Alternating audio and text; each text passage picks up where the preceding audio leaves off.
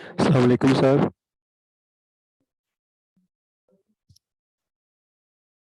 वालेकुम अस्सलाम। कैसे हैं आप? ठीक ठाक हैं? सर अल्लाह का शुक्र है सर, आप सुनाए। अल्हम्दुलिल्लाह, दुआएं। सर मैंने कहना ये था कि सर आप लेक्चर 2 बजे ले लिया करें सर, क्योंकि अब रमज़ान है, हमने अब 1:15 तो तकरीबन नमाज पढ़नी। लेक्चर 2 बजे ले लिया करूं?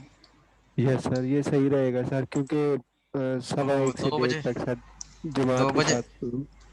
2 बजे किसी और स्टूडेंट की क्लास होगी। सर है फिर सर कोल की क्लास। कॉल की, सॉरी। तो फिर सर ये बड़ी स्ट्रेन सी टाइमिंग है सर। स्ट्रेंज सी तो है, अब क्या कर सकते हैं।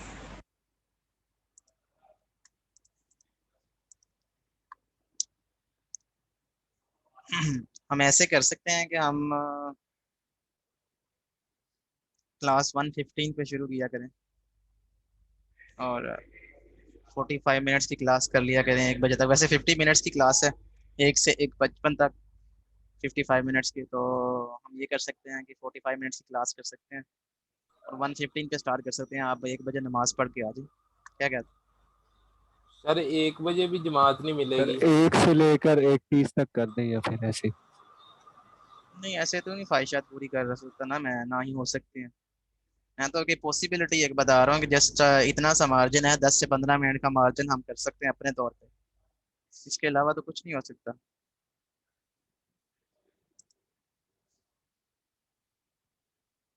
क्या हो सकता है तो मुझे बता दें कुछ। सर वही पुरानी टाइमिंग ठीक थी वैसे। सर आप 1 से 1:55 ही ठीक है, क्योंकि वैसे भी जमात 1:30 बजे होनी है। 1 बजे भी हमने वैसे ही पढ़नी है घर में। हम्म। जमात तो वो हम मैच नहीं कर सकते। और उसके अलावा सर आप अगर आप अटेंडेंस दो स्टार्ट में ले लेना ना सर। 1:55 पे ख़त्म होती है क्लास, तो हम उसके बाद भी अपनी पढ़ेंगे। जमात तो हमें नहीं मिलेगी। बिल्कुल सही सर है। आप अटेंडेंस स्टार्ट में ले। चलें, स्टार्ट करते हैं लेक्चर। किसी को याद है प्रीवियस लेक्चर में हमने क्या डिस्कस किया था? सर जॉइंट्स वगैरह। नहीं जॉइंस यार, डिस्कस किए थे सर। कुछ और सर पढ़ा था। रिलेशंस डिस्कस किए थे, रिलेशंस रिलेशन डिस्कस किए थे। रिलेशन। रिलेशनशिप्स डिस्कस किए थे। तो आप लोग भूल भी जाते हैं, लेक्चर रिवाइज नहीं करके आते।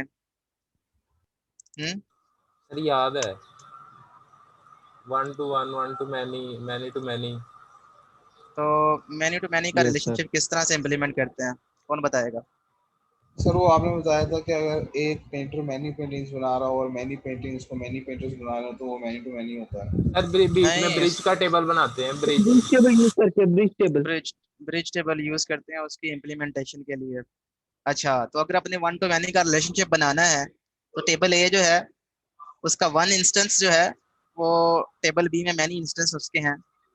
तो जैसे कि पेंटर का टेबल है ए और पेंटिंग का टेबल है बी, तो आप इसको किस तरह से इम्प्लीमेंट करेंगे वन टू मैनी के सर रिलेशनशिप को? पेंटिंग में फॉरन की बना देंगे फर्स्ट टेबल की। सर अच्छा, प्राइमरी जिस टेबल का आपने वन टू मैनी करना है, वन रखना है जिसमें उसकी प्राइमरी की रखना है, और जिसके अंदर मैनी रखना है उसकी फॉरेन की बनाना है। सही है।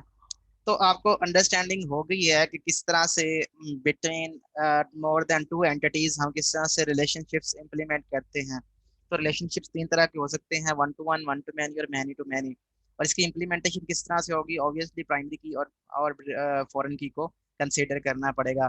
कौन से टेबल में फॉरेन की बनेगी, कौन से टेबल में प्राइमरी की, किसकी फॉरेन की बनेगी, ये हमने लास्ट लेक्चर में देखा था। तो आज हम देखते हैं कि किस तरह से हम एक बड़ा प्रोजेक्ट है उसको किस तरह से एंटिटी रिलेशनशिप मॉडल के थ्रू हम उसको मॉडल कर सकते हैं, रिप्रेजेंट कर सकते हैं। मॉडलिंग का मतलब ये है कि हमने उसकी रिप्रेजेंटेशन देनी है, एब्स्ट्रैक्ट रिप्रेजेंटेशन देनी है किसकी? एंटिटीज की और उनके रिलेशनशिप्स की। तो इसलिए हम इसको एंटिटी रिलेशनशिप मॉडल कहते हैं। इसको इसका शॉर्ट नेम है ERM। ERM stands for entity relationship model. इसको हम ERD भी कहते हैं, एंटिटी रिलेशनशिप डायग्राम। तो हम ERD इसका नाम जो है वो लिया करेंगे कि हम ERD डायग्राम बना रहे हैं। डायग्राम का मतलब ये है कि हम मॉडलिंग कर रहे हैं। ठीक है, हमारे पास एक जो भी प्रोजेक्ट है, अब हम बड़े स्केल पे आ गए हैं कि हमने किस तरह से इसकी मॉडलिंग करनी है। अब जो डायग्राम है उसको बनाने के दो तरीके हैं, दो साइंटिस्ट ने डायग्राम्स प्रपोज की, एक चेन और एक क्राउसफुट। ये दो साइंटिस्ट है जिन्होंने अपनी अपनी नोटेशंस के थ्रू कंसेप्चुअल मॉडलिंग जो है उसको इम्प्लीमेंट किया। ठीक है, तो सबसे पहले चेन और क्राउसफुट का मॉडल जो है उनके डिफरेंस देख लेते हैं, इनके दरमियान डिफरेंस क्या है। फॉर एग्जाम्पल चेन कहता है कि चेन मॉडल कहता है कि अगर आपके पास स्टूडेंट एक रिलेशन एक एंटिटी है और student last name, student first name, student initial, student email और स्टूडेंट फोन, ये उसके एट्रीब्यूट्स हैं, मीन उसकी प्रॉपर्टीज हैं। तो हम इसके मॉडल चेन मॉडल में हम इस तरह से रिप्रेजेंट करते हैं कि दरमियान में हम एक स्क्वायर बनाते हैं जिसमें हम एंटिटी का नाम लिखते हैं और उसके जो एट्रीब्यूट्स हैं वो हम साइडों पे ओवल की फॉर्म में रिप्रेजेंट करते हैं। ठीक है, तो ये चेन मॉडल है। तो ये एक एंटिटी को और उसके एट्रीब्यूट्स को रिप्रेजेंट करने का एक मॉडल है। इसी तरीके से अगर हम क्रॉसफुट मॉडल की बात करें तो ये मॉडल हम पिछले जो हम डिस्कस कर रहे थे मॉडल, वो क्रॉसफुट मॉडल था। तो क्रॉसफुट मॉडल में आपने सबसे पहले एक रेक्टेंगल लेनी है। रेक्टेंगल में आपने सबसे स्टार्ट में एक जो फर्स्ट रो होगी उसमें उसमें आपने जो एंटिटी है उसका नाम लिखना है स्टूडेंट, और उसके सारे के सारे जो एट्रीब्यूट्स हैं उनके नेम्स आपने इस तरह से मेंशन करने हैं। ठीक है, तो इसमें आपको कौन सा मॉडल अच्छा लग रहा है, चैन मॉडल या क्रॉसफुट मॉडल? सर ये क्रॉस फुट। सर क्यों? क्राउसफुट मॉडल। क्यों? सर सर साफ लिखने में सुथरा, आसान है। जगह भी थोड़ी ले रहा है।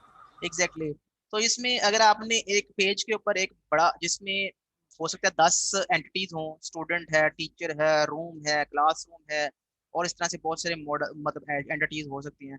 तो अगर बहुत सारी एंटिटीज हैं और उनको एक सिंगल पेज पे रिप्रेजेंट करना है तो जो चैन मॉडल बहुत ज्यादा स्पेस लेगा। ठीक है, उसके on the other hand crow's foot model जो है वो रादर सिंपल है। ठीक है, और इसमें आप की जगह जगह जो है वो कम लग रही है पेज के ऊपर और इसमें लिखने में आसानी है। तो इस वजह से हम क्राउडफुट मॉडल जो है इसको प्रेफर करते हैं।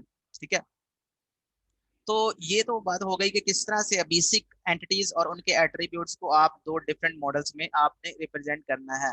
ठीक है, अब ये जो बात हो रही है कि यहाँ पे फॉर एग्जाम्पल अगर आपको इस तरह से एग्जांपल दे दी जाए कि आपका एक कार है और कार में ये हमारे पास ये प्रॉपर्टीज हैं और उसमें ये प्राइमरी की है, तो इसको आप क्राउसफुट मॉडल से या आप इसको चैन मॉडल से आप इसको रिप्रेजेंट करें। तो आप इसको इजीली आप इसको रिप्रेजेंट कर सकते हैं यूजिंग अबव मॉडलिंग। ये मॉडलिंग स्कीम है जो आपने देख ली है। ठीक है, सो अब हम बात करते हैं कि there are different types of attributes. Attributes क्या होते हैं, पता है आपको एट्रीब्यूट्स क्या होते हैं? What is attribute?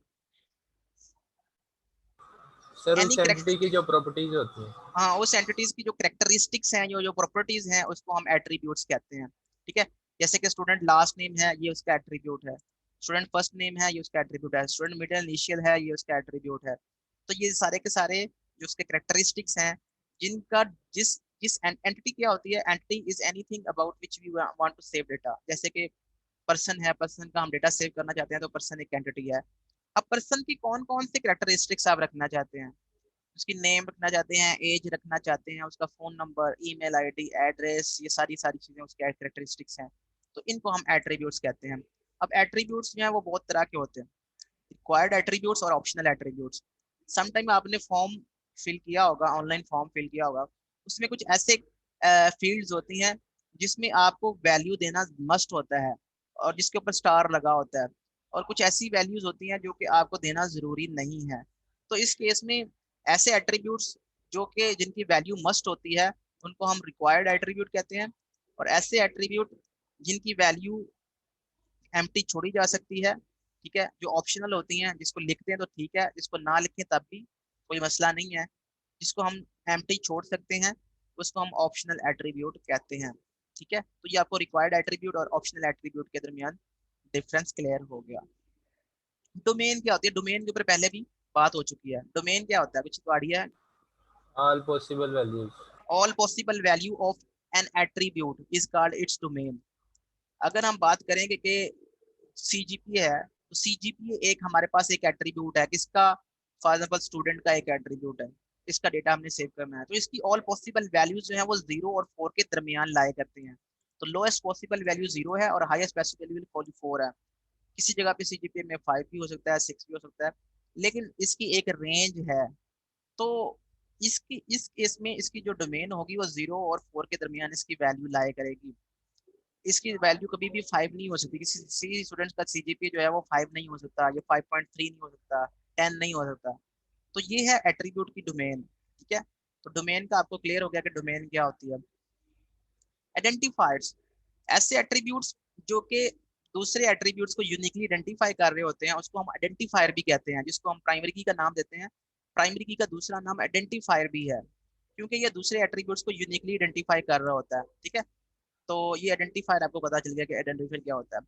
Composite identifiers, ये वही बात हो रही है जो कि अगर आपकी जो प्राइमरी की है उसमें सिंगल एट्रीब्यूट है तो वो बेसिकली उसको हम आइडेंटिफायर कहेंगे। अगर एक से ज्यादा एट्रीब्यूट्स हैं जो कि मिलके प्राइमरी की बना रहे हैं, ठीक है, जैसे कि यहाँ पे कहता है कि क्लास कोड है, ठीक है, और फॉर एग्जांपल क्लास कोड के साथ आप क्लास सेक्शन ले सकते हैं, ठीक है, या CRS_कोड ले सकते हैं।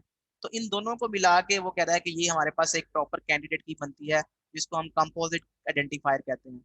तो कंपोजिट आइडेंटिफायर का मतलब ये है कि कंपोजिट की का मतलब क्या है कि हमें हमारे पास एक से ज्यादा एट्रीब्यूट्स प्राइमरी की में लाए कर रहे हैं, जैसे कि यहाँ पे CRS कोड और क्लास सेक्शन है।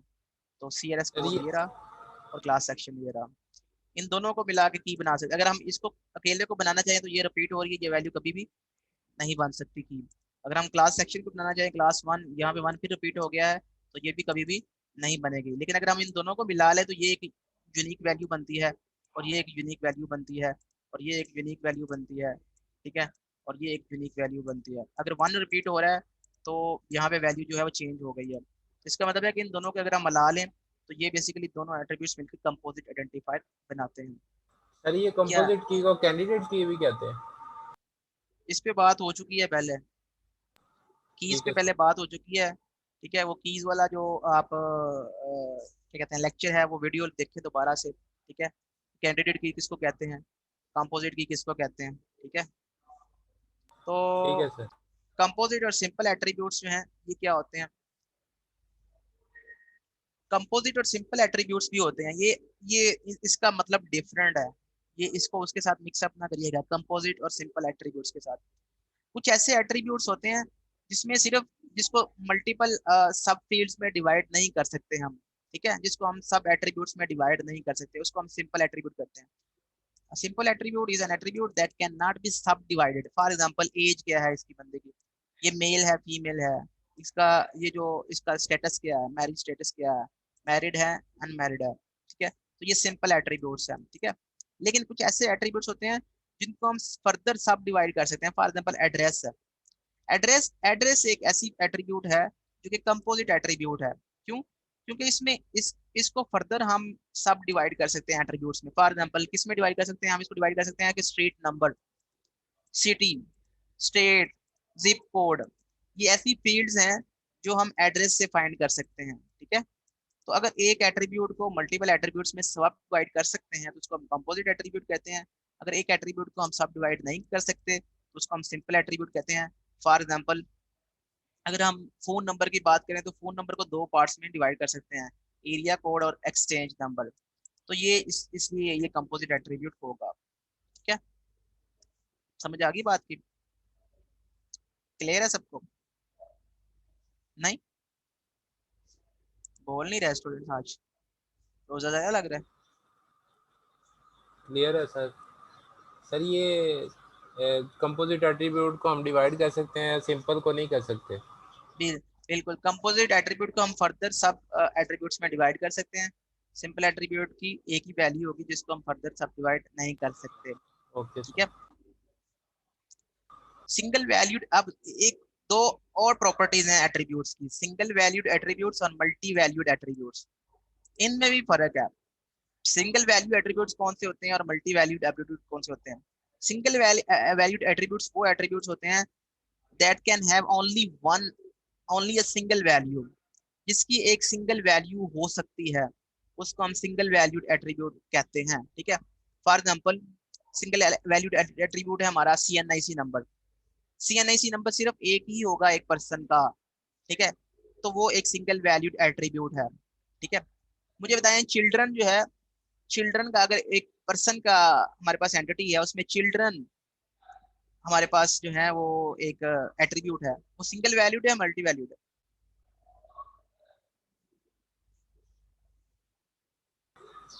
सर मल्टी वैल्यूड है। सिंगल वैल्यूड नहीं हो सकता, क्योंकि उसकी एक सिंगल वैल्यू नहीं है। हो सकता है एक पर्सन के एक से ज्यादा चिल्ड्रन हो, तो उस चिल्ड्रन की जगह पे किसका नाम लिखेंगे? तो अगर एक एक फील्ड में हमारे पास ज्यादा ऑप्शन है कि फॉर एग्जाम्पल मैंने पर्सन लिखा हुआ है, पर्सन के साथ मैंने पर्सन की आइडेंटिटी, उसमें एक एट्रीब्यूट है चिल्ड्रन, तो चिल्ड्रन में अब उसके 4-5 बच्चे हैं, तो हम किसी का भी नाम लिख सकते हैं। तो जहाँ पे हमारे पास इस तरह की ऑप्शन होती है, उसको हम मल्टी वैल्यूड एट्रीब्यूट कहते हैं। जहाँ पे हमारे पास मल्टीपल वैल्यूज नहीं होती बल्कि सिंगल वैल्यू होती है, फिक्स वैल्यू होती है, उसको हम सिंगल वैल्यूड एट्रीब्यूट कहते हैं। ठीक है, क्लियर है ये चीज? मैंने जो एग्जांपल दिए ना आपको, जैसे कि अगर एक ऐसा एट्रीब्यूट है, जैसे मैं चिल्ड्रन का नाम लिया, तो चिल्ड्रन जो है वो मल्टी वैल्यूड एट्रीब्यूट है। क्यों? That can have many values, उसकी जगह पे हम बहुत सारी वैल्यूज जो है वह लिख सकते हैं। ठीक है, जैसा कि एक से ज्यादा फोन नंबर हो सकते हैं एक बंदे के, हो सकते हैं सर। एक से ज्यादा सिम आप परचेज कर सकते हो, 4 सिम आपके नाम पे रजिस्टर हो सकती हैं। तो आपने पर्सन का लिखा हुआ है फोन नंबर, अब फोन नंबर के ऊपर उसके पास चार चार चॉइसेस है, वो कहता है कि मैं कौन सा फोन नंबर लिखूं, या ईमेल है। ईमेल मुझे बताएं कि सिंगल वैल्यूड है या मल्टी वैल्यूड है attribute? Multi valued. Multi multi valued है, वैल्यूड। क्योंकि ईमेल जो है वो एक बंदे का एक से ज्यादा हो सकते हैं, तो वो परेशान होगा कि मैं घर का लिखूं, मतलब ये वाला डोमेन यूएमटी की डोमेन का लिखूं या अपना पर्सनल लिखूं। तो जहाँ पे इस तरह की चीज हो कि एट्रीब्यूट की मल्टीपल वैल्यूज जो है वो एग्जिस्ट करती हों और आप उस पर कंफ्यूज हो कि कौन सी लिखनी है, तो उस तरह के एट्रीब्यूट्स की को हम मल्टी वैल्यूड एट्रीब्यूट्स कहते हैं। ठीक है, तो ये चीज क्लियर हो गई। सर अब उसे जी, अपने प्रोग्राम में भी फिर उसे हम 2 ऑप्शन दे देंगे कि दोनों लिख दो आप। अगर एक से ज्यादा है तो वो 2 लिख दो, अगर एक ही है तो फिर आप एक अभी लिख दो। अभी तो हम इसके करेक्टरिस्टिक्स को डिस्कस कर रहे हैं कि अगर आपके पास इस तरह के एट्रीब्यूट्स आते हैं तो आपने उसकी मॉडलिंग कैसे करनी है, उसका ठीक है। मतलब क्या है। ठीक है, चेन मॉडल कहता है कि अगर आपने आइडेंटिफायर लिखना है तो आइडेंटिफायर के नीचे आपने लाइन लगानी है, जैसे कार अंडरस्कोर विन है, तो ये बेसिकली ये इसका आइडेंटिफायर है, मतलब ये इसकी प्राइमरी की एट्रीब्यूट है, तो जो भी प्राइमरी की एट्रीब्यूट होगा उसके नीचे आपने लाइन लगानी है। क्योंकि क्राउसफुट मॉडल कहता है कि आपने उसके साथ उसको बेसिकली एक अलग बॉक्स में लिखना है और उसके साथ आपने पीके लिखना है। तो पीके का मतलब ये होगा कि ये प्राइमरी की है, ये हमारा आइडेंटिफायर है। ठीक है, कार अंडरस्कोर विन। तो इन दोनों मॉडल्स में ये डिफरेंस है। ठीक है, उसके बाद जो चेन मॉडल है वो कहता है कि अगर आपका पास मल्टी वैल्यूड एट्रीब्यूट है, जैसे कि कार कलर है, कार कार का colour for example car colour है, एक कार के मल्टीपल कलर भी हो सकते हैं, हो सकता है वो ब्लैक भी हो, व्हाइट भी हो कुछ। ठीक है, वो रेड भी हो एंड सो ऑन, उसकी रूफ डिफरेंट कलर हो, बॉडी डिफरेंट कलर हो, उसके रिम डिफरेंट कलर के हो। तो उस केस में हमारे पास ऑप्शन होगा कि हम कलर में क्या लिखें, ब्लैक लिखें, व्हाइट लिखें, रेड लिखें। तो हम कुछ भी लिख सकते हैं अकॉर्डिंग टू आवर चॉइस। ठीक है, तो अगर इस तरह का एट्रीब्यूट है तो उसके साथ हम डबल लाइन लगाएंगे। डबल लाइन का मतलब ये होगा कि ये मल्टी वैल्यूड एट्रीब्यूट है। ठीक है, इस एंटिटी का, कार एंटिटी का, ये चेन मॉडल में है। जबकि क्राउसफुट मॉडल में जहाँ पे उसने कार कलर को एज इट इज लिख दिया है, इसमें उसने इसको डिफरेंशिएट नहीं किया। तो इसको किस तरह से रिजॉल्व कर सकते हैं, मल्टी वैल्यूड एट्रीब्यूट को किस तरह से रिजॉल्व कर सकते हैं? वो जो अभी आप क्वेश्चन कर रहे थे हम क्या लिखेंगे, तो आ, हम तीनों लिखेंगे या एक लिखेंगे? उसकी इम्प्लीमेंटेशन कुछ इस तरह से होगी, जो भी मल्टीपल वैल्यू एट्रीब्यूट होगा, ठीक है, उसके सारे के सारे पॉसिबल कलर्स जो हैं, ठीक है, वो उनके डिफरेंट नेम्स हम अलग अलग लिखेंगे, मतलब उसके मल्टीपल एट्रीब्यूट्स बना देंगे। मल्टी वैल्यूड एट्रीब्यूट को हम मल्टीपल एट्रीब्यूट्स के साथ रिप्लेस कर देंगे। तो एक एट्रीब्यूट जब 3 एट्रीब्यूट्स के साथ रिप्लेस हो जाएगा, ठीक है, तो इसको हम इस तरह से क्रॉस फोटो मॉडल में भी इस तरह से लिख सकते हैं। तो ये this is the only solution to resolve multi valued attribute. अगर आप अगर किसी पर्सन के, अगर मैंने चिल्ड्रन उसकी रखी हुई है एट्रीब्यूट, तो उसको मैं किस तरह से रिजॉल्व करूंगा? सर उसको आप चाइल्ड 1, चाइल्ड 2, चाइल्ड 3 इस तरह करके ऑप्शन दे देंगे। अच्छा, तो कितने दूंगा ऑप्शन? और 4 तक दे दें, उससे ज्यादा होंगे तो फिर नहीं लिख सकता। तो किसी के 4 हैं ही नहीं तो उसमें नल आ जाएगा, तो किसी के 8 हैं तो फिर अच्छा 8। सही है। ठीक है, तो ये इसमें मल्टी वैल्यूड एट्रीब्यूट में ये इसका सोल्यूशन इस तरह का, ये एक सोल्यूशन है कि आप स्प्लिट कर सकते हैं मल्टी वैल्यूड एट्रीब्यूट्स को इनटू न्यू एट्रीब्यूट्स, ये एक सोल्यूशन है इसका। ये कोई बेहतर सोल्यूशन नहीं है। जो मैंने अभी आपको बताया कि चिल्ड्रन हम किसी के 4 हो सकते हैं, किसी के 8 हो सकते हैं। तो मुझे ये बताएं कि इसका फिर क्या सोल्यूशन होगा, कोई और सोल्यूशन प्रपोज करें।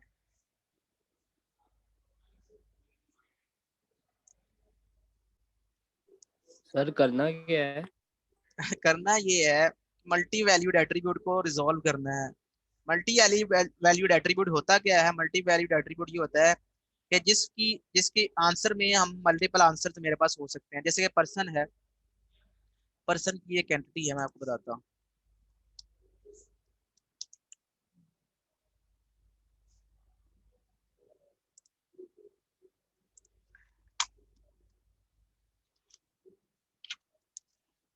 जी, आपके पास एक सर अगर एंटिटी उसका है। अलग टेबल बना के उसको ज्वाइन कर दें। एग्जैक्टली तो हमारे पास प्रॉब्लम ये था कि हमारे पास एक पर्सन की एक एंटिटी है, ठीक है, उसमें एक एट्रीब्यूट है चिल्ड्रन, चिल्ड्रन नेम, ये एक एंटिटी है। अब चिल्ड्रन नेम की जगह पे आपके फॉर एग्जाम्पल एक पर्सन है, उसके तो एक ही चिल्ड्रन था, उसका नाम जो है फॉर एग्जाम्पल असद है। दूसरे का नाम जो है वो अली है, उसके दो दो तीन चिल्ड्रन हैं, अली है, ठीक है, रजा है, उस्मान है, ठीक है। तो ये उसके डिफरेंट चिल्ड्रन हैं। तो अब यहाँ पे चिल्ड्रन नेम कौन सा लिखेंगे? अली लिखेंगे, रजा लिखेंगे या उस्मान लिखेंगे?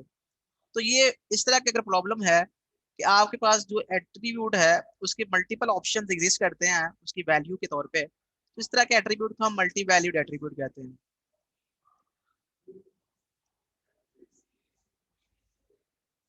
जैसे कि फॉर एग्जाम्पल उसका ईमेल है, ईमेल की बात करें तो ईमेल भी उसका मल्टी वैल्यूड एट्रीब्यूट है। क्यों? क्योंकि एक से ज्यादा ईमेल उसके एग्जिस्ट करते हैं। एक ईमेल एग्जिस्ट करता है Asad dot Usmani at the rate of umt.edu.pk, ठीक है, और एक जो है एग्जिस्ट करता है ए रजा डॉट उस्मानी एट gmail.com।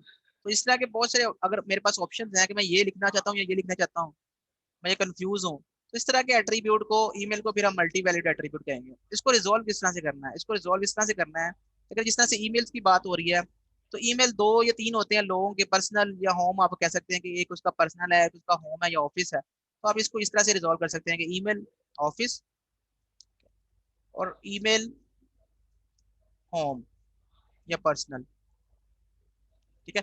तो ये तो इस तरह से चीज जो है वो रिजॉल्व हो सकती है, ठीक है। अगर एक कार है, आपके पास बहुत सारी कार्स हैं, और हर कार का जो बेसिकली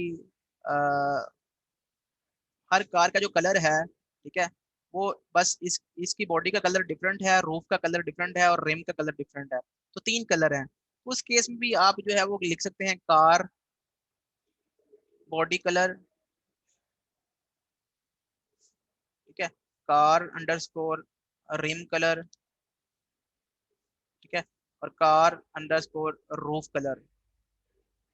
तो इस तरह से आप, अगर आपको पता है कि उसके ऑप्शंस कितने हैं, एग्जैक्टली कितने ऑप्शंस हैं, ठीक है, उसके आंसर्स, तो फिर तो आप इस मल्टी वैल्यूड एट्रीब्यूट को, कार कलर के एट्रीब्यूट को आप रिप्लेस कर सकते हैं इन 3 एट्रीब्यूट्स के साथ। तो ये मल्टी वैल्यूड एट्रीब्यूट जो है इस तरह से रिजॉल्व हो जाएगा। लेकिन अगर आपको पता ही नहीं है कि उसके ऑप्शंस हैं कितने, किसी की एक है, किसी के 2 हैं, किसी के 4 हैं, जैसे कि ये हमारे पास चिल्ड्रन नेम है, तो इस पर्सन का चिल्ड्रन नेम, एक पर्सन का एक चिल्ड्रन है, एक पर्सन के 3 चिल्ड्रन है, एक के 10 हैं, एक के 15 हैं, तो किस तरह से उसको रिजॉल्व करेंगे?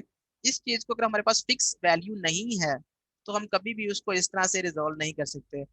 With splitting splitting multi valued attribute, इसको कहते हैं splitting multi valued attribute into multiple attributes. तो हम बेसिकली एक एट्रीब्यूट को स्प्लिट कर रहे थे मल्टीपल एट्रीब्यूट्स में, तो ये मल्टी वैल्यूड एट्रीब्यूट को मल्टीपल एट्रीब्यूट्स में हमने स्प्लिट कर दिया। ये तो उसका इसका सोल्यूशन था, तब सोल्यूशन था जब हमारे पास एग्जैक्टली हमें पता है इसके ऑप्शंस कितने हैं। अगर हमें ऑप्शंस का नहीं पता, इसकी वैल्यूज का, तो फिर हम कभी भी इसको इस तरह से रिजॉल्व नहीं कर सकते। फिर उन्होंने जब ये आंसर बताया है वो है अलग से आप इसका टेबल बनाएं, एंटिटी अलग से बनाएं। तो फिर क्या होगा? फिर अगर हमने पर्सन और चिल्ड्रन का अगर हमने रिजॉल्व करना है, तो पर्सन का टेबल अलग से बनेगा और चिल्ड्रन का टेबल अलग से बनेगा, एंटिटी अलग से बनेगी, और इसमें यहाँ पे नेम आएगा, ठीक है। तो अब यहाँ पे बेसिकली यहाँ पे अ, इनके दरमियान 1 to many का रिलेशनशिप होगा कि एक पर्सन के बहुत सारे चिल्ड्रन हो सकते हैं। तो यहाँ पे चिल्ड्रन, जो चिल्ड्रन नेम है या इसका चिल्ड्रन आईडी होगा वो यहाँ पे एज ए फॉरेन की होगा, ठीक है।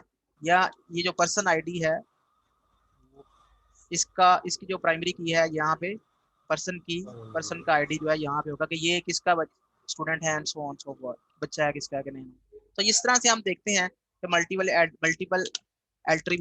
एट्रीब्यूट को इस तरह से हम रिजॉल्व कर सकते हैं।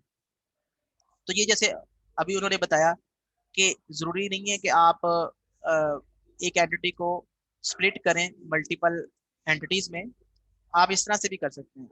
अ न्यू एंटिटी सेट, एक नया एंटिटी सेट बना लें of multi valued attributes component. तो कार का नाम जो है आप अलग से एट्रीब्यूट बना लें, कार कलर का आप अलग से एक एंटिटी बना लें, और इन दोनों को मैं वन टू मैनी का रिलेशनशिप बना लें। और इसकी जो प्राइमरी की है, ठीक है, वो बेसिकली यहाँ पे एज ए फॉरेन की होगी, ठीक है। तो कार विन आपको यहाँ पे नजर आ रही है प्राइमरी की, तो कार विन यहाँ पे एज ए फॉरेन की तौर पे बिहेव करेगी, ठीक है। तो इस तरह से आप कार कलर जो है उसको आप इस तरह से एट्रीब्यूट बना सकते हैं, इस तरह से रिजॉल्व कर सकते हैं। सबको क्लियर है? सर जी यस सर सर। क्लियर है। Yes sir. अच्छा, कुछ एट्रीब्यूट्स होते हैं जो कि ड्राइव्ड एट्रीब्यूट्स होते हैं। ड्राइव्ड एट्रीब्यूट्स ऐसे एट्रीब्यूट्स को कहते हैं जिनकी वैल्यूज जो है वो दूसरे एट्रीब्यूट से कैलकुलेट की जा सकती हैं। इसकी एग्जांपल है हमारे पास, जैसे डेट ऑफ बर्थ है। तो अगर मैंने इम्प्लाई डेट ऑफ बर्थ मैंने सेव की हुई है, तो क्या मैं इम्प्लाई एज मुझे सेव करने की जरूरत है? No no sir. Sir.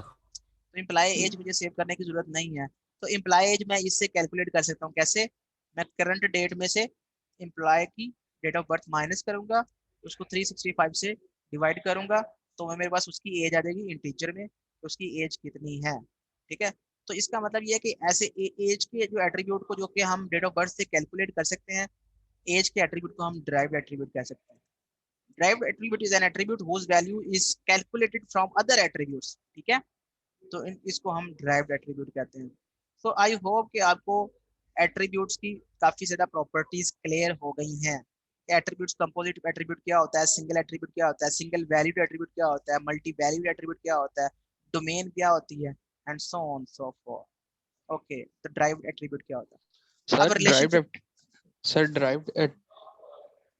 Derived attribute ऐसे एट्रीब्यूट को कहते ड्राइव्ड हैं जिस एट्रीब्यूट सर हम किसी दूसरे दूसरे टेबल से भी एट्रीब्यूट ले से सकते हैं। हम कैलकुलेट करते हैं। एक ऐसा एट्रीब्यूट जो कि किसी और एट्रीब्यूट की वैल्यू से हम ड्राइव कर रहे होते हैं, जो कि डायरेक्टली सेव नहीं होता, जिसकी वैल्यू डायरेक्टली नहीं मिलती टेबल में से, एंटिटी में से, बल्कि हम किसी और एट्रीब्यूट से उसको कैलकुलेट करते हैं, उसको हम ड्राइव्ड एट्रीब्यूट कहते हैं, ठीक है। तो सर हम इसे किसी और टेबल के एट्रीब्यूट से भी ले सकते हैं। ले सकते हैं, ले सकते हैं। So derived attributes are sometimes referred as computed attributes. Computed का वर्ड जो है वो आपको ज्यादा अगर फिजिबल लगता है तो कंप्यूटेड वर्ड आप यूज कर सकते हैं कि ऐसे एट्रीब्यूट जो कि कंप्यूट हो रहे होते हैं दूसरे एट्रीब्यूट से, ठीक है। फॉर एग्जांपल, अगर आपने एवरेज सैलरी फाइंड करनी है, तो एवरेज सैलरी जो है वो कभी भी सेव नहीं होती डायरेक्टली। कि फॉर एग्जांपल मेरी अगर हर महीने डिफरेंट सैलरीज आ रही है, मेरा बोनस चल रहा है, कभी बोनस साथ में कुछ फिक्स सैलरी है, दोनों को मिला के हर दफा हर महीने डिफरेंट सैलरी बनती है। तो अगर मैं पूरे साल की एवरेज सैलरी कैलकुलेट करना चाहता हूँ, तो एवरेज सैलरी सेव है कहीं पे? नो नहीं सर। सेव। तो अगर उसको मैंने कैलकुलेट करना है, मैं सारी सारी पूरे मंथ की, पूरे 12 मंथ की सैलरीज को ऐड करूंगा, सम करूंगा, उसको 12 पे डिवाइड करूंगा, तो जो मेरा आंसर आएगा वो एवरेज सैलरी के नाम से, वो बेसिकली ड्राइव्ड एट्रीब्यूट होगा, ठीक है।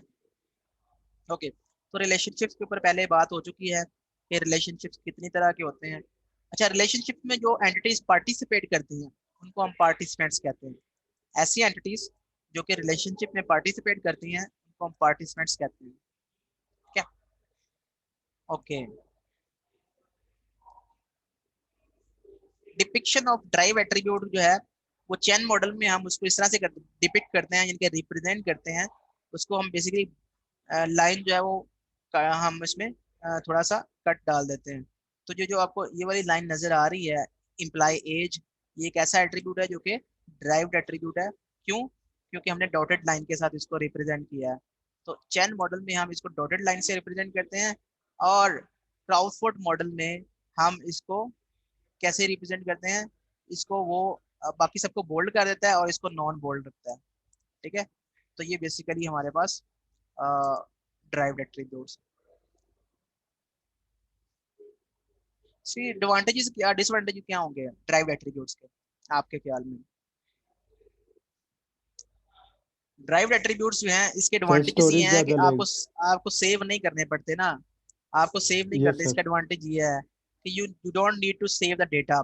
ठीक है, लेकिन इसका डिसएडवांटेज ये है, इसको नॉट स्टोर, इसको इसलिए हमारी स्टोरेज सेव होती है, लेकिन इसमें हमारा सीपीयू साइकिल्स वेस्ट होते हैं। क्यों? क्योंकि हमें रन टाइम पे कंप्यूट करना पड़ता है। ठीक है, तो इसके लिए हमें इस तरह से, तो इसके डिसएडवांटेज में ये है कि इसको हमने ड्राइव करने के लिए फॉर्मूलाज वगैरह लिखने पड़ते हैं। ठीक है, और इसके डिसएडवांटेज जो है वो आपको क्लियर है कि इसमें सीपीयू साइकिल्स लगते हैं। ठीक है, तो ये इसके एडवांटेजेस और डिसएडवांटेजेस हैं। बाकी रिलेशनशिप का आपको पता है कि रिलेशनशिप क्या होते हैं, one to many, many to many, और and so on so forth. Okay, एक वर्ड होता है कार्डिनैलिटी। ठीक है, कनेक्टिविटी और कार्डिनैलिटी, ये दो वर्ड्स हैं। ठीक है, ये ये बेसिकली हमारे पास ये जो एक लाइन लगी हुई है आपको दो एंटिटीज के दरमियान, ठीक है, ये बेसिकली एक कनेक्टिविटी है। ठीक है, अब कनेक्टिविटीज में हमारे पास इसको अगर हमने रीड करना है तो इधर जो लाइन है ना, पहली लाइन, ठीक है, वो बेसिकली रिप्रेजेंट कर रही है कि वन प्रोफेसर मे टीच मैनी, यहाँ पे जो आपको नजर आ रही है, यहाँ पे ये मैनी की आपको लाइंस नजर आ रही है, मैनी क्लासेस। एक प्रोफेसर जो है वो मैनी क्लासेस को टीच कर सकता है। ठीक है, और अगर आपने उसके ऊपर फिक्स करना है कि मैनी का मतलब क्या है, कि 3 4 5 10, अगर आपने उसको फिक्स करना है तो आप यहाँ पे लिख सकते हैं 4।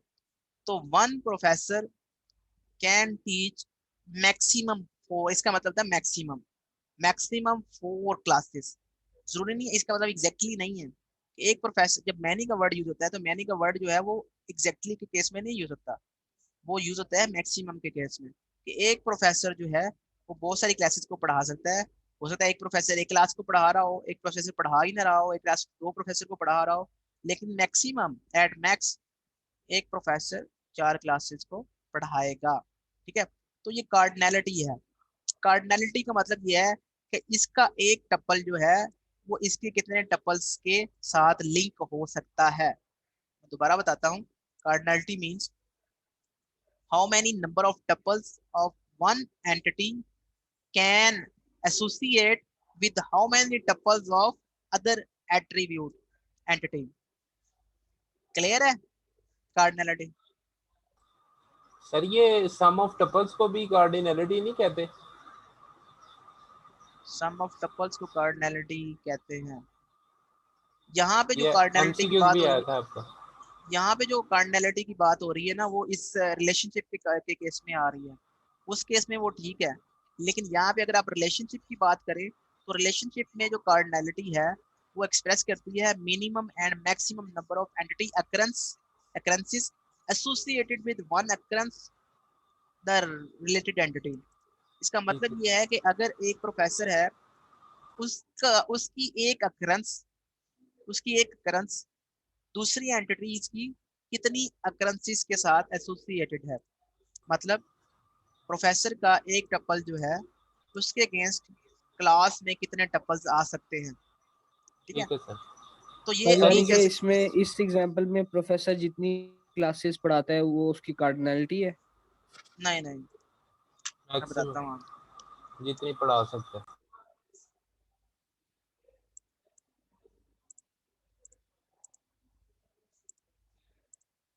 अगर हमारे पास एक प्रोफेसर है, ठीक है, मैंने कहा है कि वो मैक्सिमम प्रोफेसर जो है वो 4 क्लासेस को पढ़ा सकता है।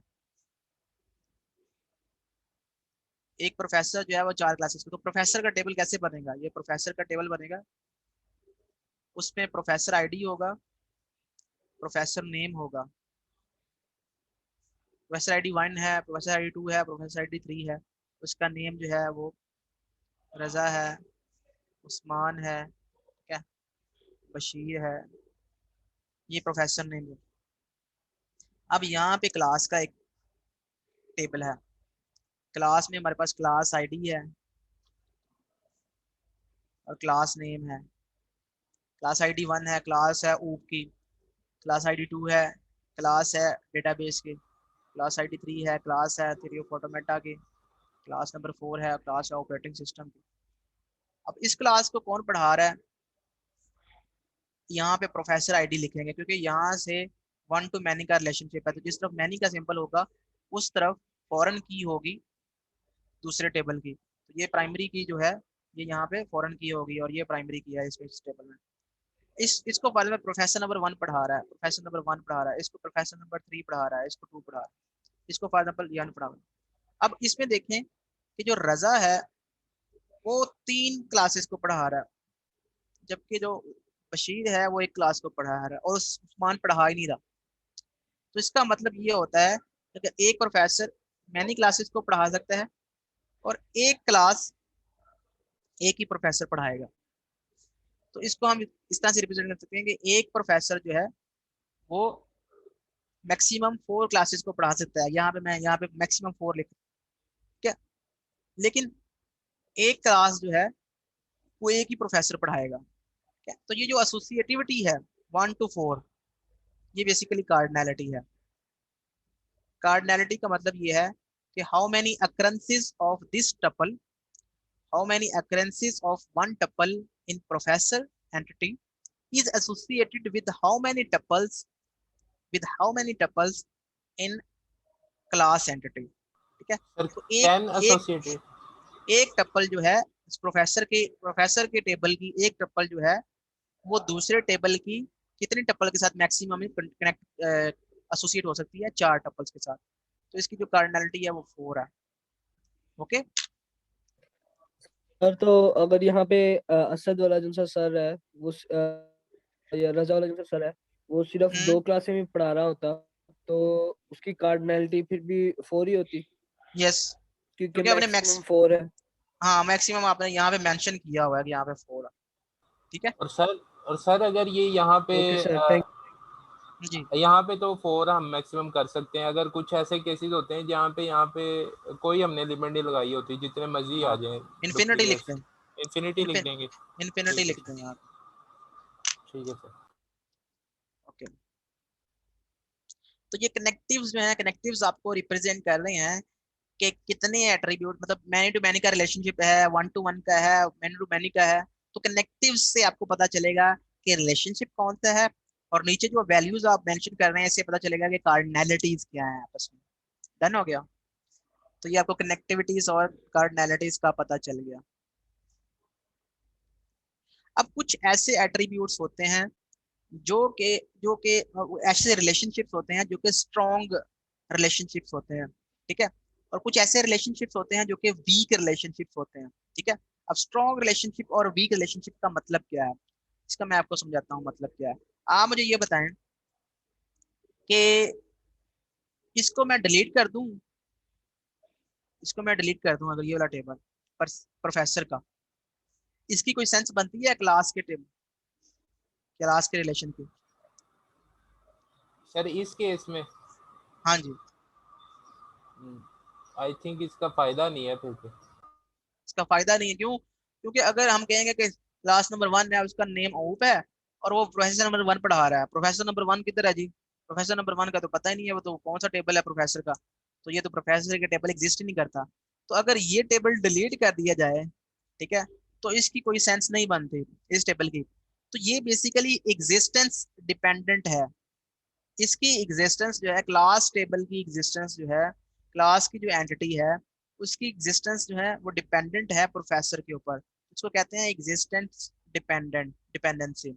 तो ये एग्जिस्टेंस डिपेंडेंट एट्रीब्यूट है, एंटिटी है जो कि दूसरे एंटिटी के ऊपर डिपेंड कर रही है। ठीक है, अब कन्वर्स केस लेते हैं दूसरी तरफ कि अगर मैं इसको डिलीट कर दूं तो ये एग्जिस्ट कर सकता है? यस ये कर सकते हैं। तो ये एग्जिस्ट कर सकता है क्योंकि इसकी किसी के ऊपर डिपेंडेंसी नहीं है, एग्जिस्टेंस डिपेंडेंसी नहीं है। तो जिसकी एग्जिस्टेंस डिपेंडेंसी नहीं होती उसको हम स्ट्रॉन्ग एंटिटी कहते हैं, और जिसकी एग्जिस्टेंस डिपेंडेंस होती है उसको हम वीक एंटिटी कहते हैं। क्लियर है सबको कि वीक एंटिटी किसको कहते हैं और स्ट्रॉन्ग एंटिटी किसको कहते हैं? सर यहाँ ऐसी पे एंटिटी जी फॉरेन की वजह से एग्जिस्टेंस डिपेंडेंट हो गई थी। एग्जैक्टली तो ठीक है सर। यहाँ पे फॉरेन की वजह से वो एग्जिस्टेंस डिपेंडेंस है, उसकी डिपेंडेंट है ये क्लास की जो एंटिटी है, इस वजह से इस एंटिटी को हम वीक एंटिटी कहेंगे। तो ऐसी एंटिटी जो कि एग्जिस्टेंस डिपेंडेंट होगी, ऐसी एंटिटी को हम वीक एंटिटी कहेंगे, और ऐसी एंटिटी जो कि एग्जिस्टेंस डिपेंडेंट नहीं है उसको हम स्ट्रॉन्ग एंटिटी कहेंगे।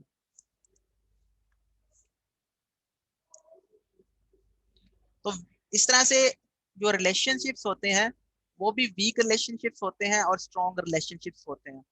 ठीक है, तो वीक रिलेशनशिप का क्या मतलब है और स्ट्रॉन्ग रिलेशनशिप का क्या मतलब है? फॉर एग्जांपल एक कोर्स है, a course can generate many classes। ठीक है, तो कोर्स का मतलब यह है कि आपको जैसे कि डेटाबेस एक कोर्स है, ऑपरेटिंग सिस्टम एक कोर्स है, तो ये सारा का सारा उसमें डेटाबेस का कोड आएगा, उसका डिपार्टमेंट आएगा कि डिपार्टमेंट कौन से एसएसटी डिपार्टमेंट में ऑफर होता है उसका कोड आएगा, उसकी डिस्क्रिप्शन आएगी किसमें क्या पढ़ाया जाता है, उसके क्रेडिट आवर्स आएंगे यहाँ पे। इसमें जो कोर्स कोड है, कोर्स कोड उसकी प्राइमरी की है। ठीक है, तो ये टेबल ए एंटिटी है। एक एंटिटी हमारे पास क्लास, क्लास का मतलब है सेक्शन। जैसे यहाँ पे हमारे पास सेक्शन होते हैं ना डेटाबेस के, अब मेरे पास डेटाबेस के 2 सेक्शन है, V4 और V7। इसमें यहाँ पे हमारे पास सेक्शन हैं। ठीक है, तो कोर्सेज अगर एग्जिस्ट करेंगे तो तब हमारे पास आगे क्लासेस एग्जिस्ट करेंगी, यानी कि उसके सेक्शंस एग्जिस्ट करेंगे। ठीक है, अब इन दोनों के दरमियान जो रिलेशनशिप है वो कहता है कि वीक रिलेशनशिप है। वीक रिलेशनशिप क्यों है? वीक रिलेशनशिप इस वजह से है कि अगर अ, हमारे पास इन दोनों की एग्जिस्ट, अगर कोर्स हमारे पास एग्जिस्ट करता है तो जरूरी नहीं है कि ये एग्जिस्ट करे ही करे। ऐसा कोर्स हो सकता है जो कि ऑफर ही ना हो रहा हो, जिसके कोई सेक्शन ही ना बने हो। ठीक है, तो जरूरी नहीं है उस केस में आपके पास सेक्शन वाला जो एंटिटी है वो एग्जिस्ट करे। तो अगर एक ही एग्जिस्टेंस दूसरे की एग्जिस्टेंस के साथ जरूरी नहीं है तो उन दोनों का जो रिलेशनशिप होगा वो वीक रिलेशनशिप होगा। एक एक बंदा कहता है कि नहीं ये बंदा जाएगा तब मैं यहाँ पे जाऊंगा, मैंने अगर उसको कहते हैं जी अच्छा आपने ये वाला काम करना है, वो कहता है नहीं अगर मेरा ये दोस्त काम करेगा ये वाला तो फिर मैं ये करूंगा। तो अगर इस तरह का रिलेशनशिप है तो उसको हम स्ट्रॉन्ग रिलेशनशिप कहते हैं, कि मतलब वो एक दूसरे के ऊपर स्ट्रॉन्ग बाइंड होते हैं, स्ट्रॉन्गली बाइंड होते हैं कि अगर ये वाला बंदा काम करेगा तो फिर मैं करूंगा। तो इस केस में अगर आप ये देखते हैं कि इन दोनों के दरमियान जो रिलेशनशिप है वो वीक रिलेशनशिप है। जरूरी नहीं है कि हर क्लास का, हर कोर्स का क्लास क्लास एग्जिस्ट करे। ठीक है, तो ये एक वीक रिलेशनशिप है। स्ट्रॉन्ग रिलेशनशिप जो है उसकी एग्जांपल क्या है?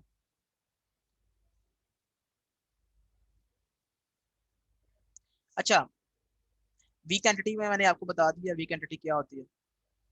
अच्छा, जैसे जैसे हम आगे मूव करेंगे ना तो आपको जब ये कॉन्सेप्ट प्रैक्टिकली पता चलेंगे तो तब आप जो है वो इसको ऑब्वियसली ज्यादा आपको क्लियर हो जाएंगे। यहाँ पे आपको एक बबल सिंबल नजर आ रहा है, बबल सिंबल। पहले बबल आपको नजर नहीं आता था, यहाँ पे बबल नजर आ रहा है। बबल का मतलब ये है कि हो सकता है कि हर कोर्स का, एक कोर्स के मैनी सेक्शन हो सकते हैं। ठीक है, हो सकते हैं, यहाँ पे ये लिखा हुआ है मैनी। तो one course can have many sections, many classes. ठीक है, लेकिन हो सकता है कि किसी किसी एक कोर्स का कोई भी सेक्शन ना हो। ठीक है, तो ये इसका मतलब ये है कि एक कोर्स का हो सकता है कोई भी जीरो सेक्शन हो, इस ये बेसिकली जीरो को रिप्रेजेंट कर रहा है। ठीक है, तो हो सकता है कि एक कोर्स का जीरो सेक्शन हो, तो जीरो को हमने रिप्रेजेंट करने के लिए ये बबल सिंबल जो है वो इसको रिप्रेजेंट करना है। तो स्ट्रॉन्ग और वीक का जो है वो जैसे ही आगे एक प्रैक्टिकल एग्जांपल लेंगे तो फिर आपको ज्यादा क्लियर होगा कि कौन सा रिलेशनशिप स्ट्रॉन्ग रिलेशनशिप है और कौन सा रिलेशनशिप वीक रिलेशनशिप है। लेकिन अगर अभी आपको ये क्लियर होगा कि वीक एंटिटी क्या होती है, स्ट्रॉन्ग एंटिटी क्या होती है।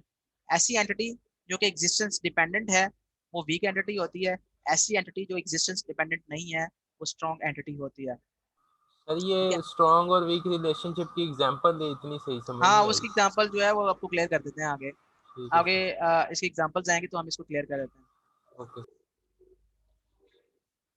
तो आपने पता क्या करना है,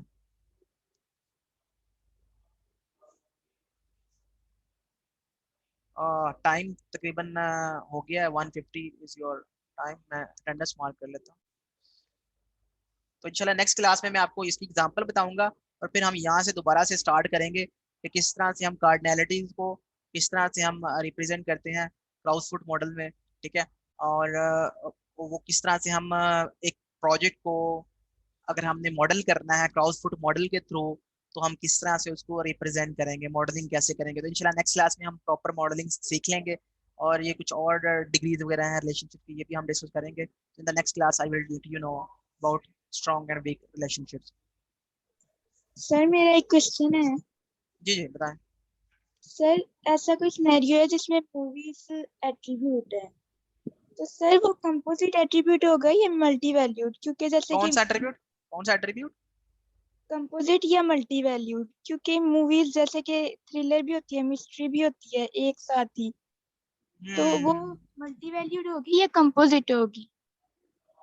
मूवी की बात करें, मूवी मूवी हाँ जी।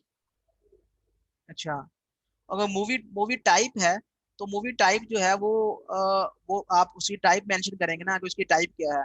उसकी टाइप कुछ भी हो सकती है, जैसे कि थ्रिलर आप कह रहे हैं, थ्रिलर है, फनी है, ठीक है, what ever the movie is, ठीक है। तो अगर आपने उसकी कैटेगरीज जो है वो अलग अलग से बनानी है, जितनी कैटेगरीज आपने बनानी है तो उतनी आप अलग से लिख सकते हैं कि मूवी मूवी जो है वो थ्रिलर है, या इस सेंस में ये यहाँ पे मल्टी वैल्यूड एट्रीब्यूट जो है वो नहीं है। द मल्टी वैल्यूड एट्रीब्यूट का मतलब कुछ और होता है, multi valued is something else. Multi valued का मतलब हरगिज ये नहीं होता कि जिसका आप आंसर जो है वो, मैं आपको एग्जांपल देता हूँ, जिसके आंसर में आप कंफ्यूजन हो, आपके कंफ्यूज हो। जैसे कि आप कह रहे हैं ना कि मूवी है, तो मूवी आपने एक एट्रीब्यूट, एक एंटिटी है, उसमें मूवी मूवी की कोई टाइप है, मूवी टाइप है, तो मूवी टाइप आप यहाँ पे लिख सकते हैं कि मूवी टाइप जो है वो थ्रिलर है, ठीक है।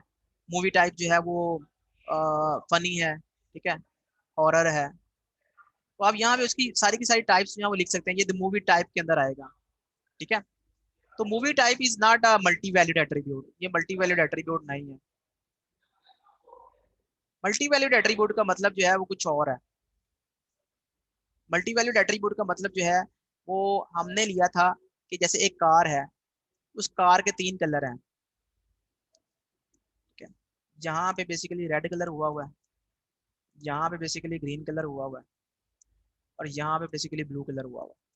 अब मैं लिखूंगा एक कार है मेरे पास, इस तरह से ये एक कार है, एक कार मेरे पास ये है, इसमें मेरे पास यहाँ पे ये ग्रीन कलर हुआ है, यहाँ पे येलोश कलर है, और यहाँ पे ये कलर है। आप मुझे ये बताएं कि जब मैं ये इन दोनों कार, ये कार ए है, ये कार बी है, इसका मैं कार कलर लिखूंगा, कार कलर, ये इसकी ये कार आईडी जो है इसका वो ए है, ये बेसिकली, और यहाँ पे कार आईडी लिखता हूँ, कार आईडी फॉर एग्जाम्पल ए है और इसका बी है। यहाँ पे कलर क्या लिखूँ मैं, कार ए का कलर क्या है, क्या लिखूँ, येलो लिखूँ, ग्रीन लिखूँ, ब्लू लिखूँ, क्या लिखूँ? तो वी आर कंफ्यूज कि इसका कलर कौन सा लिखना है। This is called multi valued attribute, ये इसकी एग्जांपल है। अगर एक मूवी जो है, सिंगल मूवी जो है वो या थ्रिलर है, या फिर फनी है, या फिर वो हॉरर है, तो उस केस में वो मल्टी वैल्यूड एट्रीब्यूट नहीं होगा। हाँ, अगर एक मूवी जो है वो थ्रिलर भी है, वो फनी भी है, वो हॉरर भी है, ठीक है, वो एडवेंचरस भी है, तो उस केस में जब आप मूवी टाइप लिखेंगे तो आप कंफ्यूज होंगे कि ये मूवी जो है ये फनी है, ये एडवेंचरस है, ये उस केस में हम कहेंगे ये जो जो एट्रीब्यूट है वो मल्टी वैल्यूड एट्रीब्यूट है। Is it clear? एक मूवी अगर एक कलर की है, एक कार अगर एक कलर की है, तो कार कलर कभी भी मल्टी वैल्यूड नहीं हो सकता। लेकिन अगर एक एक ही कार मल्टीपल कलर्स की है, तो उस केस में कार कलर जो है वो मल्टी वैल्यूड होगा। Is it clear now? Yes sir, thank you. Welcome. Okay, attendance please. Randomly attendance बोलूंगा मैं। Wijdan Rana,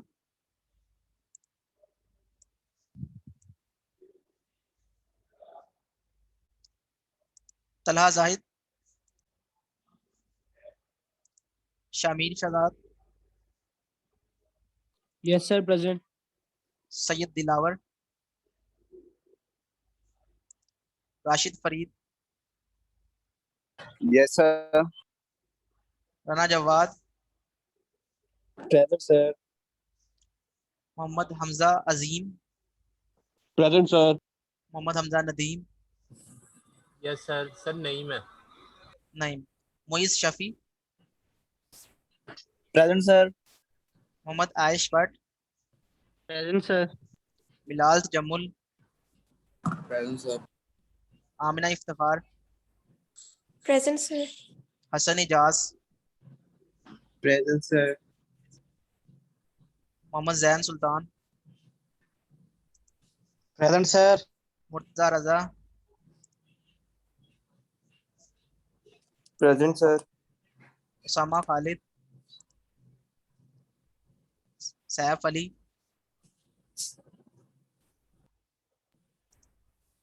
Yes, sir. Faculty present. Okay thank you so much for joining the class. Sir Usama Khalid भी present है। क्यों? अब वो class में है। किधर है? किधर है? उसका नेम शो हो रहा है उसामा खालिद 2553। उसामा खालिद मैंने नेम बोला ना, मुझे प्रेजेंट बोले ना वो, ठीक है? Yes sir. Okay okay thank you so much, अल्लाह हाफिज। अल्लाह हाफिज़।